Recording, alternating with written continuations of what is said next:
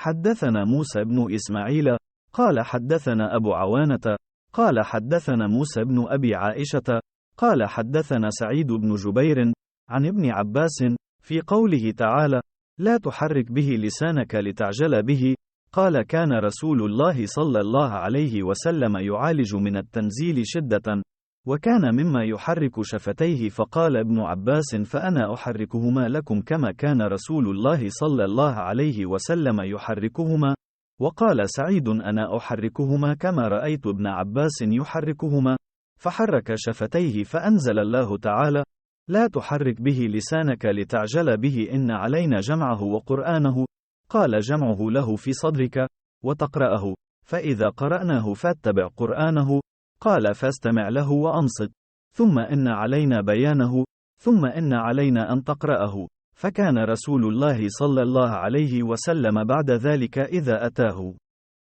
جبريل استمع فإذا انطلق جبريل قرأه النبي صلى الله عليه وسلم كما قرأه. Narrated said bin Jubair. Ibn Abbas in the explanation of the statement of Allah, move not your tongue concerning the Quran to make haste therewith. 75.16 said Allah's Messenger used to bear the revelation with great trouble and used to move his lips quickly with the inspiration. Ibn Abbas moved his lips saying, I am moving my lips in front of you as Allah's Messenger used to move his.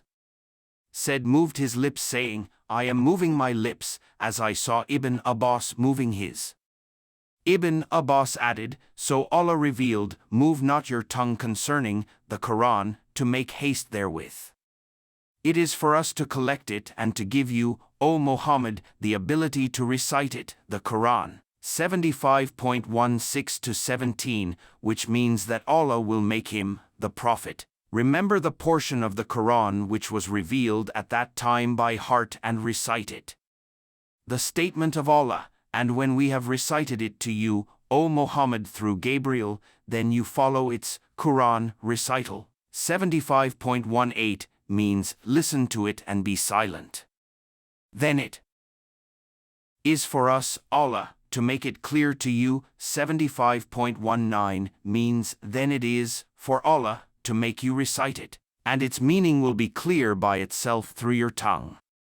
Afterwards, Allah's Messenger used to listen to Gabriel whenever he came, and after his departure he used to recite it as Gabriel had recited it.